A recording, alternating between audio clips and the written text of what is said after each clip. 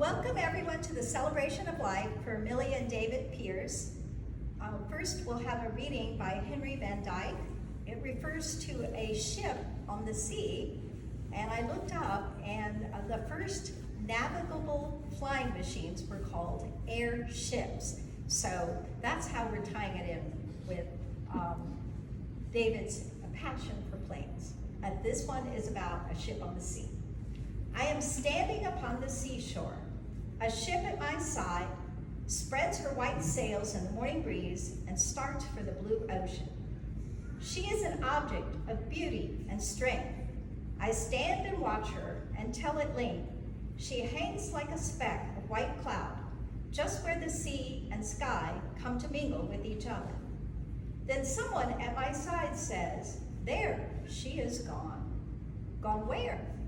Gone from my sight, that is all. She is just as large in mast and hull and spar as she was when she left my side. And she is just as able to bear her load of living freight to her destined port. Her diminished size is in me, not in her. And just at the moment when someone at my side says, "There, she is gone," there are other eyes watching her coming and other voices ready to take up the glad shout, "Here she comes."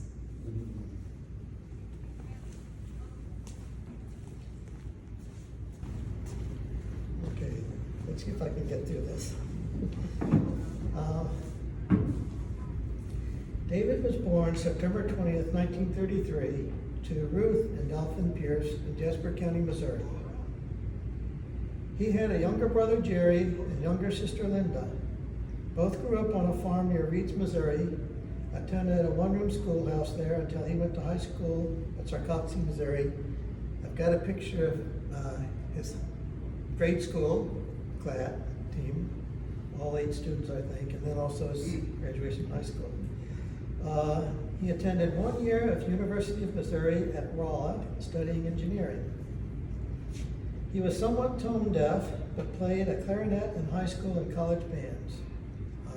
He passed his clarinet on down to my son, Alex, who plays clarinet. He was on the high school football team, weighing in a whopping somewhere around 135 pounds. David had a lifelong interest in aviation, wanting to become an airline pilot as his main goal. He was a young squirt when he took his first airplane ride in a Ford Tri-Motor. From there, he progressed into building and flying control line model airplanes. His interest in building and flying model airplanes stayed with him his whole life, only being forced to stop when he ran out of room to build them when they sold and moved their house out of Leesburg to an apartment. David was a craftsman building model airplanes, making some beautiful intricate flying models, 2 of which I still have today. And I've got a picture of one of them that he built. David joined the Boy Scouts at an early age and advanced through the ranks until completing the requirements for Eagle rank, but the Scoutmaster left and the troop folded before he could complete his board of review. David attended the 1950 Boy Scout National Jamboree in Valley Forge, Pennsylvania. This was the first time he had traveled any distance away from the farm in Missouri. One of his thoughts during the trip was that he was excited because he was never going to see this stuff again, never going to be back. David started working as a draftsman for a local truck trailer manufacturer after college. He applied to join the Air Force, but was drafted and told to report for basic training a week before he was to report for Air Force training. In the Army, he met Grant LaFawn, whom he formed a lifelong friendship with. After basic and advanced military training, he was transferred to Fort Belvoir in early 1954, where he met Millie at a square dance on base. They married September 25th, 1954. And they had to wait until they turned 21, because in the state of Virginia then, you couldn't marry except with your parents' approval, and his parents couldn't afford to come out to sign it. So, Millie was born in Alexandria, Virginia on October 21st, 1933, to Pauline and James B. Saunders. She had an older sister, Patricia, and has a younger brother, James Jr., JB. Millie's earliest memory was moving to Peyton Street address from a nearby street, walking, carrying her little chair. She still had it, and we now have it, little wicker type chair. She kept that chair with her until her passing. Millie attended nearby schools, including George Washington High School. She played flute in the high school band where she met Willard Scott, with whom she would on occasion share a blanket during football games to stay warm. She had several interesting stories, one of which was running into trouble with a teacher because she was helping a friend with polio get to classes. She came to class late, and the teacher reprimanded her and sent her to the principal's office. When she showed up to the principal's office, the principal asked her why. She said, this person. The principal called the teacher into her and informed her what was going on with that Millie had her permission to be late to class, helping this one other friend. So there was that. And then there was one time that she told me how she was bored in French class and would sit in the back playing solitaire with little bitty cards. I'm not sure which college it was. I think it was George Washington University, where she graduated in home economics of fabric sciences. During college and post-college, she worked at the Hecht Company in Washington, D.C., where she learned her gift wrapping and bow tying skills. She later worked as a bookkeeper for the City of Alexandria Water Department. It was during that time that she went to a square dance near Fort Belvoir, chaperoned by her mother. And that's where she met David. Millie was not at all impressed with David the first time they met. But David really impressed Pauline. Sat down and talked to her at her bed and all. So then a little bit later, Pauline rebuffed Millie for being so rude to that sailor, or not to that soldier. I think they went the next time, and that's when Mom actually spent a fair amount of time getting to know David. And 6 months later, they married. While David, supported by Millie, worked hard to become an airline pilot, it didn't come to pass. Okay, I wanted to say, many people here know the rest of the story, since they stayed in Virginia for the rest of their lives until their health began to drop. They moved to be near me to watch over them. So I'm sure you all have a lot of memories of Millie and David. While David was supporting Millie, David, supported by Millie, worked hard to become an airline pilot. It didn't come to pass, but it resulted in him becoming a well-known flight instructor and pilot examiner, giving flying licenses to hundreds of pilots over the years. He bought a Piper Cub, which was named Charlie Brown by Millie, and started the David Pierce Flying School. Millie was his business manager.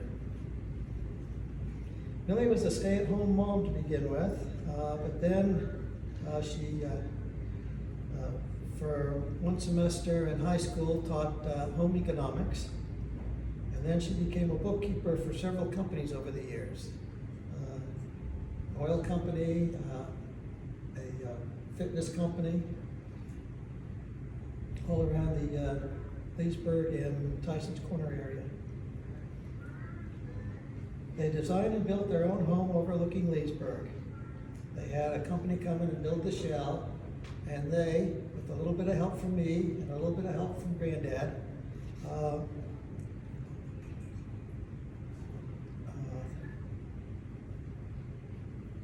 finished the house.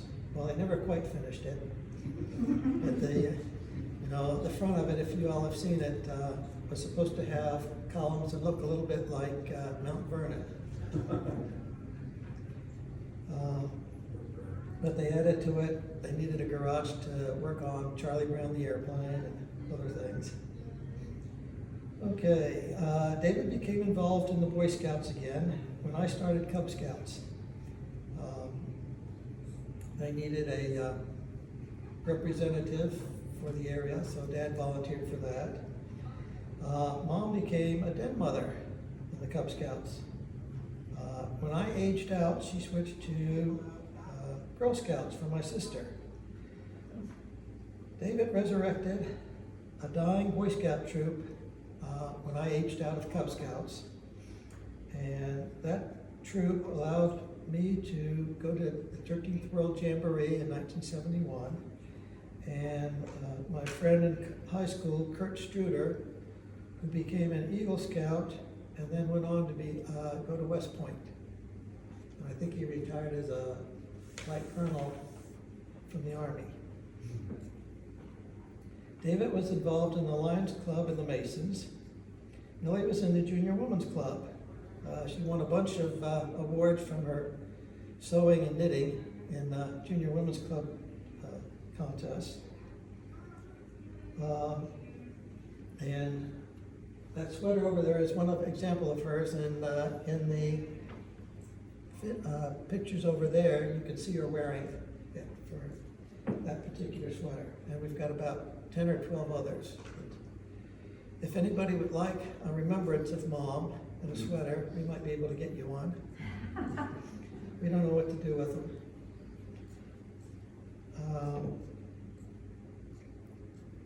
All right, Millie, let's see. While David was known for his flying, Millie was known for her sewing and knitting skills. She made many dresses for weddings, and in particular, Catherine's wedding dress.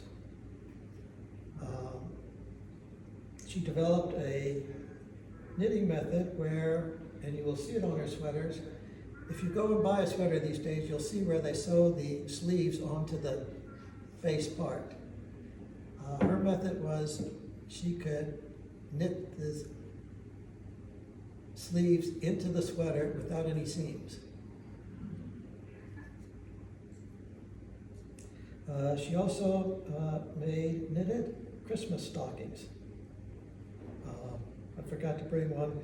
There was one that was made like an airplane, and reindeer ones. And Millie was also known for her Christmas cookies, the fruit-filled tricorns and the chocolate pinwheels.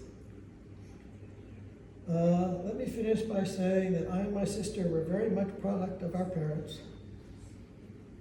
I met my wife Susan in part due to the square dancing class that David and Millie took us to as kids in 1970.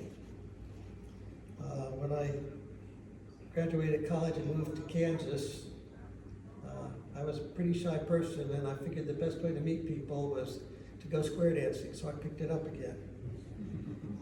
And I became very good at square dancing, and when I moved to California, that was brought my wife and I together.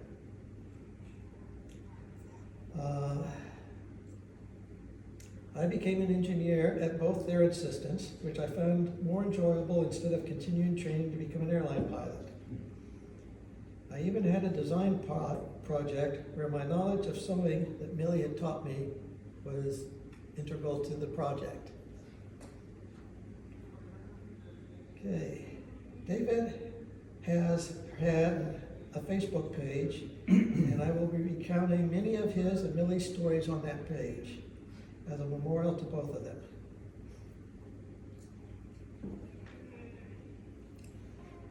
I miss them both. Godspeed, Millie and David.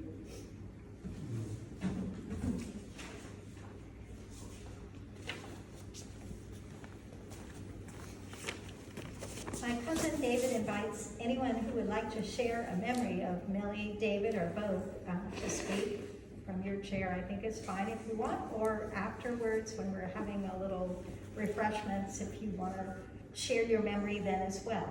I'm going to go first since I had advance notice. I'm Janet Cousins, and Millie and David were my aunt and uncle. on for being a take-charge person, sorry, you probably can't hear me, a talented baker, and a seamstress and knitter extraordinaire. For many years, Millie organized the Saunders family reunion here at a Deep Run Park pavilion. She acted as planner on my wedding day, including borrowing the flowers from the sanctuary for the service to augment those I ordered for our chapel wedding. My favorite sweets baked by Millie included apple dumplings featuring an entire peeled and cored apple in pastry and cinnamon sauce. So good. Her daughter Catherine, Kat, who could be here today, inherited both her recipe and her talent for making the apricot tricorn cookies that David Jr. mentioned. And Kat mailed those to my brother in Denver for his birthday, and I happened to be visiting at the time, and they are really wonderful. Millie sewed everything from Kat's wedding dress to, and David Jr. may have to correct me later, but this is my understanding, an airplane. I believe she used the existing fabric of Uncle David's Piper Cub, Charlie Brown, to make a new skin, and they sealed it with 5 or 6 coats of lacquer, not liquor, sorry, lacquer. You get just as high with the Fumes off the yes. lacquer, all right, keep that in mind. Millie carried her busy bag of knitting everywhere, and even designed her own patterns, including a sweater featuring college colors and mascot for my brother Robert, which we still have. I remember my uncle for his eye for photography and painting, passion for flying, and quiet humor. There are fewer pictures around of Uncle David because he was always the one behind the camera. My favorite painting that he did was inspired by his childhood. He was helping thresh when an airplane landed in the field, and he was instantly hooked on flying. Uncle David told us he used his GI Bill to pay for 75% of his flying lessons, and he went on to become a lifelong instructor. A lot of my uncle's private pilot students attended Millie and David's 50th wedding anniversary celebration, including an FAA official that he failed on her first solo flight many years before. His daughter Kat gave Uncle David his car vanity plate, 47PA11, which stood for 1947 Piper Cub A11. My cousin David still flies Charlie Brown and recently retired as an aeronautical engineer, while both of his sons also work related to aeronautics. What is it with the Pierces and aeronautics? Uncle David designed and oversaw the installation of giant antennas on the Twin Towers and the Empire State Building in New York City, as well as 19 buildings in downtown LA. Once he bought beer for the construction company employees on Friday night, and by Monday, tons of antenna steel were magically lifted to the roof, which saved $14,000 on crane rental. His boss did tell Uncle David to label it something other than beer, $300 next time. Uncle David met Millie at a dance when he was in the Army, and the little old lady next to him asked why he wasn't dancing. He said he only wanted to dance with one girl and he didn't know her. It turned out that little old lady was my grandmother and the girl my aunt. Millie and David were married 69 years and lived in their house on Pierce Circle for 50 years. Now they are together again. So if anyone would like to speak, either now or later, that's fine. I've got one thing I want to bring a memory back for Robert. You hear, Robert? Yes, I'm here.